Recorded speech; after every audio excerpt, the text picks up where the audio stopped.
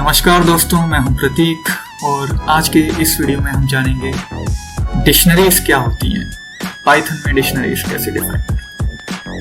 तो अगर इस शब्द पर गौर किया जाए, डिक्शनरीज का अर्थ है शब्दकोश, शब्दों का कोश। तो अगर आपने बचपन में या अभी भी आपने कोई डिक्शनरी खोल के देखी होगी तो कई तरह की डिक्शनरी होती है, English to English dictionary, English to Hindi और हिंदी टू इंग्लिश।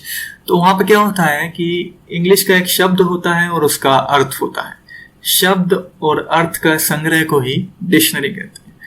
तो उसी तरह जिस तरह की शब्द होता है, शब्द को हम पाइथन में कहते हैं, पाइथन की में जो डिक्शनरी डिफाइन करते हैं उसी तरह की एक पाइथन की डिक्शनरी होती है।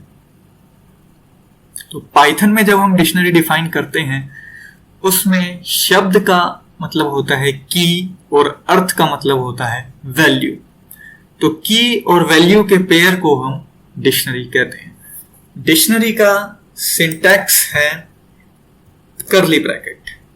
ठीक है, अभी तक हम पिछले वीडियो में सीखते आए हैं, क्या क्या सीखा है। ये मतलब होता है लिस्ट, ओके, और ये स्मॉल ब्रैकेट होता है ट्यूपल्स, और जबकि ये कर्ली ब्रैकेट होता है डिक्शनरीज।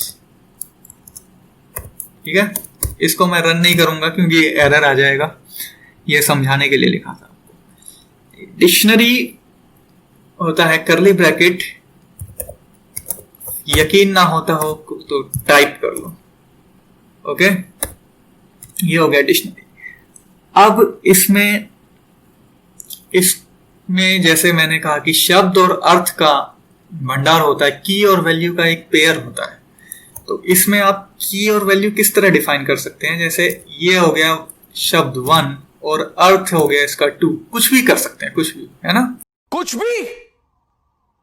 भी। तो 1 का अर्थ 3 भी हो सकता है क्या, देखते हैं पाइथन इसको अलाउ करते हैं। देखो मॉडिफाई हो गया, आप इसको एक एक बार लिखते रहोगे तो वो चेंज होता रहेगा। तो जैसे 1 2, इसको 3 4 5 6 ऐसे करते रहो, तो ये हो गया। इसमें आप एलिमेंट देखोगे तो 1 2 3 4, लेंथ ऑफ ये देखोगे तो ये हो जाएगा 4। ये काफ़ी कंफ्यूजिंग लग रहा होगा, क्योंकि कंफ्यूजिंग इसलिए लग रहा है क्योंकि कई बार ज़्यादा सिंप्लिसिटी भी कंफ्यूजिंग हो जाती है। तो हमें अच्छे से तब समझ आएगा जब हम शब्द को शब्द में ही डिफाइन करें। ओके, 1 मतलब होता है 1 और यहाँ पर लिख देते हैं 2। तो ये की हो गई, कीज कहते हैं इन्हें, और इसको कहेंगे मीनिंग मतलब वैल्यू। ठीक है, यहाँ पे 3 3 ओके, ये 3 का ही लेते हैं, तो ये हो गया। अब इसमें हम सपोज इसको ए से सेव कर देते हैं। अब हमें सिर्फ इसके की जानने हैं, हमें जानने हैं कि शब्द कौन कौन से हैं इस डिक्शनरी में। अर्थ पे हमें ध्यान नहीं देना, मतलब ये 1 2 और 3 नहीं देखना, हमें शब्द देखने हैं। तो शब्द में ये कीज आ गई, ये अभी डिक्ट कीज में आए हैं, इसको हमें लिस्ट में लेना है तो इसे लिस्ट में ले सकते हैं इस तरह। ठीक है, ये लिस्ट में ले लिए। अब हमें अगर इसकी वैल्यूज देखनी है, a.values, तो ये वैल्यूज आ गई। अगर हमें इसको लिस्ट में लेना है तो ये लिस्ट में आ जाएगा। अब हमें दोनों देखनी है तो इसको लिख सकते हैं आइटम्स। ठीक है, अब ये आइटम्स को हम लिस्ट कर सकते हैं। तो लिस्ट में ये जो आइटम्स हुए ना, ये आइटम्स लिस्ट ऑफ टपल्स हैं। ये देखो स्मॉल ब्रैकेट मैंने बताया था टपल्स, तो ये लिस्ट के अंदर टपल्स हैं। इसको अगर आपको एक्सेस करना है, सपोज मैं इसको बी ले लेता हूँ, इसमें हमें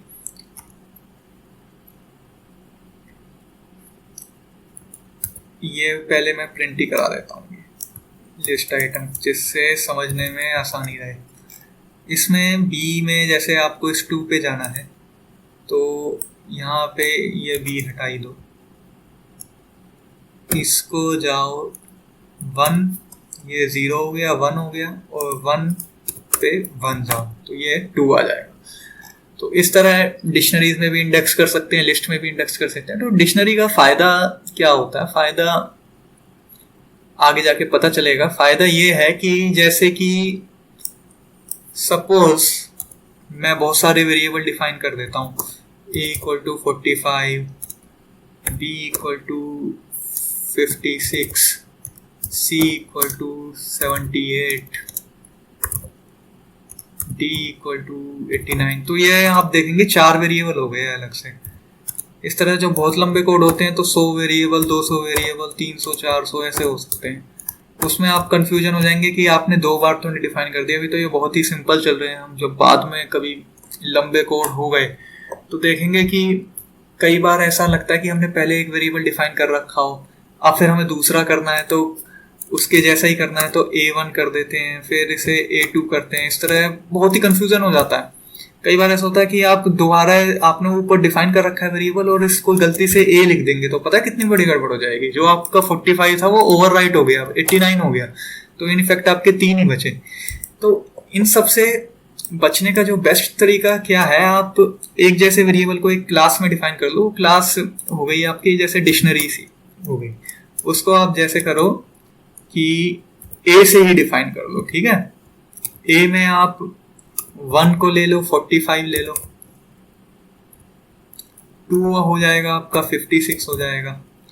तो ये आपको A1 A2 A3 नहीं करना पड़ेगा। 3 हो गया, 78 हो गया, और 4 हो गया, 89 हो गया। तो अब जैसे आपको ये लेना है ना, A1 लेना है, तो ये आ गया,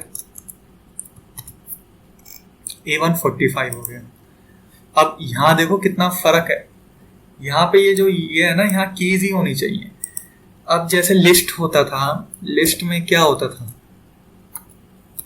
आप कहोगे ये तो ऐसे लिस्ट में भी तो कर सकते हैं। बिल्कुल कर सकते हैं। 45, 56, 78, 89। लेकिन लिस्ट में ये जो इंडेक्स है ना, ये प्रीडिफाइन हो गए आपके। जैसे सपोज ये A1 मेरी लिस्ट है, A1 में 1 करूंगा मैं 56 होगा, ठीक है। ये 0, 1, 2, 3, ये 0, 1, 2, 3 को आप चेंज नहीं कर सकते। 0 करोगे तो 55 हो गया। जैसे यहाँ पे मैं 89 लिख दूं, नहीं होगा। 4 लिख दूं तो भी नहीं होगा, वो इंडेक्स आउट ऑफ रेंज हो जाएंगे। ये 0, 1, 2, 3 पे ही वैलिड होगा। लेकिन ये वाला जो इंडेक्स है, यहाँ पे आप कुछ भी डिफाइन कर सकते हो। जैसे यहाँ पे आप ये सब नंबर तो छोड़ो, मैं कुछ 8, 89 लिटरली भी लिख सकता हूँ, ठीक है। तो यहाँ पर मैं नंबर की जगह 89 लिखूंगा तो भी आ जाएगा ये। तो आप कस्टमाइज कर सकते हैं इंडेक्स।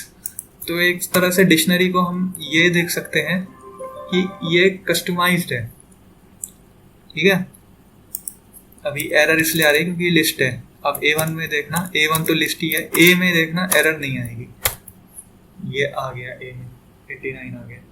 तो इस तरह से डिक्शनरी है, इसको कई तरीके से हम सोचा जा सकता है। इसके कई तरह के इंटरप्रिटेशंस है। एक इंटरप्रिटेशन तो ये कि ये एक तरह से इंडेक्स में डिफाइन कर दिया जाता है। और जैसे कि मैं एक दूसरा बता रहा था कि कई सारे वेरिएबल इस तरह हम डिफाइन कर सकते हैं। जैसे इसको हम सभी एक वेरिएबल में लेना चाहता हूं मैं V में, तो मैं इसको लिटरली ऐसे लिख सकता हूं, A, ठीक है, A45, यहाँ पे A1 तो 56, A2 78 एंड A89। ये कोड्स हटा देते हैं स्ट्रिंग से। देखो ये क्यों आ रहा है, ये क्यों आ रहा है, क्यों क्योंकि ये हमने डिक्शनरी लगाया नहीं था, डिक्शनरी के एलिमेंट्स को हम लिस्ट में लिख रहे थे, तो डिक्शनरी लगाएंगे तभी ये ठीक होगा। ठीक है, अब जैसे V में, अब जैसे हमें ये प्रिंट करना है 56 करना है, तो V ऑफ A1 कर दो, ये 56 हो गया। एक और एडवांटेज क्या है कि अब जैसे हमें कुछ और याद आता है, A3 आता है कि हमें कुछ और होना चाहिए, तो हम डायरेक्ट ऐसे लिख सकते हैं A3 इक्वल टू 94, तो V देखो ये हो गया। अब इसमें जैसे हमें डिलीट करना है तो del ऑफ VA, ये अलग अलग वेरिएबल की तरह ही हो गए हैं। अब देखेंगे तो V में वो जो A वाला है ये डिलीट हो गया। ठीक है, तो ये है डिक्शनरी, मतलब इसमें कस्टमाइज आपका इंडेक्स हो गया है। इसके एप्लीकेशन इसकी बहुत ही वास्ट है, बहुत ही वैरायटी है इसकी एप्लीकेशन में, वो हम आने वाले वीडियोस में देखेंगे। अब हमने बेसिक पाइथन के डाटा टाइप्स सब कवर कर दिए हैं इस वीडियो में। सबसे पहले हमने पाइथन इंस्टॉलेशन बताया आपको, उसके बाद फिर पाइथन के बेसिक 3 डाटा टाइप बताए, इंटीजर, फिर फ्लोट और फिर स्ट्रिंग, ये दूसरे वीडियो में था। फिर तीसरा वीडियो लिस्ट का, टपल्स का, और ये 5वां हो गया डिक्शनरीज का। हाँ, एक और चीज रह गई है, वो रह गए हैं सेट्स। सेट को हम डिफाइन करते हैं इस तरह, सेट से। ठीक है, सेट में क्या होता है कि जैसे कि हमने ये लिस्ट डिफाइन करी, LL से मैं लिस्ट डिफाइन कर रहा हूँ, 1 1 3 3 4 1 2 2 2, तो देखो ये LL हो गई। अब इसकी लेंथ देखेंगे, LL कितनी हो गई लेंथ, इसकी हो गई 9। इसमें 9 नंबर्स हैं, लेकिन ये जो 9 नंबर्स है ना, ये यूनिक नहीं है। ये इसमें आप देखेंगे इनफैक्ट एक नंबर जो है, नंबर 1 आ रहा है, 2 बार आ रहा है, 2 या 3 बार आ रहा है, ये इस तरह आ रहा है। तो हमें अगर सिर्फ यूनिक नंबर्स ही चाहिए तो वो हम सेट में कर सकते हैं। सेट ऑफ LL करोगे तो ये आपके सेट आ गए, ये यूनिक नंबर्स आ जाते हैं। तो सेट की क्या खासियत है, इसमें कोई भी नंबर आप रिपीट नहीं हो सकता। ठीक है, अब ये डिक्शनरी की तरह ही होते हैं, इसका सिंटेक्स भी डिक्शनरी की तरह ही है, लेकिन बस फर्क क्या है कि जैसे डिक्शनरी में तो हम इस तरह लिखेंगे, सेट में इस तरह नहीं लिखते, और कोई एम्प्टी सेट डिफाइन नहीं होता। एम्प्टी सेट देखते हैं, सेट अगर आप ये करोगे तो क्या आता है, ये खाली सेट हो गया। तो सेट का सिंटेक्स यही है, आपको इस तरह सेट लिखना ही पड़ेगा। और अगर डिक्शनरी को आप डिक्शनरी की तरह नहीं डिफाइन करते, इस तरह करते हैं, तो ये भी एक सेट हो जाएगा। अब यहाँ खासियत ये है कि 3 बार लिख दोगे तो भी ये 3 ही रहेगा, प्रिंट करोगे, जब ये सिर्फ यूनिक नंबर ही प्रिंट होंगे। ठीक है, क्योंकि ये सब आ रहे हैं सेट्स। तो सेट्स और डिक्शनरी का, हालांकि ये करली ब्रैकेट है, लेकिन दोनों में डिफरेंशिएट कैसे करेंगे, ध्यान ये रखेंगे कि डिक्शनरी में हमेशा आपका की वैल्यू पेयर रहेगा, और जबकि सेट्स में ऐसा नहीं रहेगा। और एक बात और, जैसे आप डिक्शनरी में ये रिपीट कर देंगे, या मैं पहले भी शुरुआत में बता चुका हूँ, जैसे 1 इक्वल टू यहाँ पे आप 4 कर देंगे, तो ये 1 वाला, ये जो पहले 1 था, ये बाद वाले 1 से ओवरराइट हो जाएगा। देखिए ये 1 4 हो गया, क्योंकि यहाँ पे भी 1 था, ये भी 1 था, तो इसमें भी ये आपको ध्यान रखना है, ये दो एक जैसे कि आपको डिफाइन नहीं करना। तो ये सब हो गए हैं डाटा टाइप। ठीक है, ये आपका हो गया sets, integer, float, string, list, tuple, dictionary, sets. अगले वीडियो में हम जानेंगे if conditions, if else, while भी देख लेंगे, और उससे अगले वीडियो में हम फॉर पे। तो वीडियो कैसी लगी, वीडियो अच्छी लगी तो वीडियो को लाइक कीजिए, शेयर कीजिए, कमेंट कीजिए और चैनल